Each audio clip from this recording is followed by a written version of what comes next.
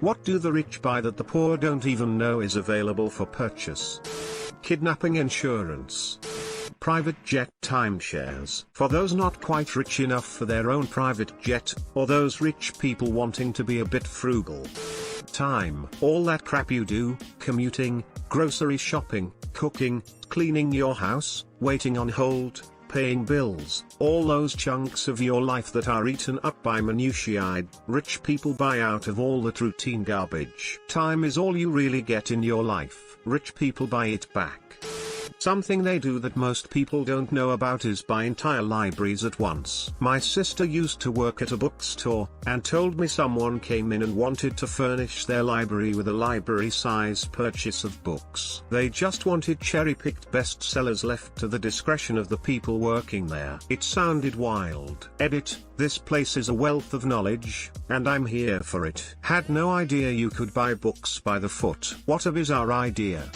Landing 747s in small airports. I grew up around Lexington, Kentucky. The region is huge on horses, particularly thoroughbred horses. The entire city is surrounded by horse farms, and these farms breed some of the best racing horses in the world. The rich and famous will often come here to buy thoroughbreds to add to their breeding stock. One such person is a sheik from Dubai, I think, who owns his own private 747. Now the local airport isn't rated for 747s, and it's not legal to land one there unless it's an emergency. The sheik doesn't care though and lands his 747 there anyways. The airport fines him every time he does this, which he is totally fine with paying. I've been told that many of the upgrades to the airport over the years were almost entirely funded with money from those fines.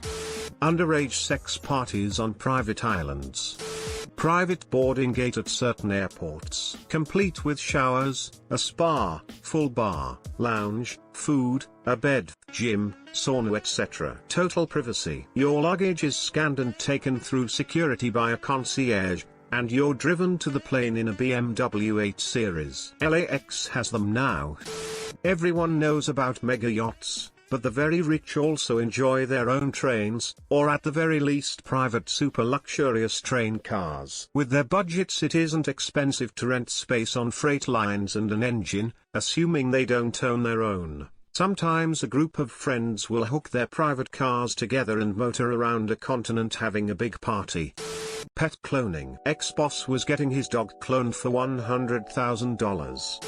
Luxury ice cubes. Glass Luxury Ice Company produces perfectly square ice blocks for minimum dilution and maximum cooling. Hand-carved and completely clear, these cubes are sold in bags of 50 and each bag costs $325. I had a buddy who hired a driver, got him to get a chauffeur's license, and then made sure his Jaguar was long enough to meet criteria as a limo, and then he could legally drink in the back seat. When I traveled with him internationally, someone met us at the door when we were dropped off, and they walked us to our plane. None of that customs/security stuff occurred.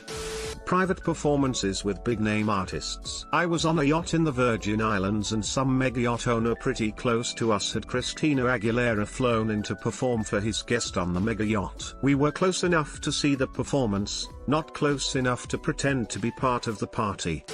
A platinum retriever. A person to go to jail for you in your stead. This is a known phenomenon in Latin America, but I imagine it happens in other places as well. You can buy houses ready to move in only with a suitcase. These houses are more than fully equipped. Everything is already there, like the whole furniture, glasses, knives, forks, spoons, tissues and toilet paper, towels, toys and games for the children etc. I don't know. Unique items. Occasionally you see in the news stuff like hat used in some popular movie auctioned for $80,000 or 5,000-year-old Egyptian statue auctioned for $2 million, and I think, what kind of auction do you even go to buy that kind of thing?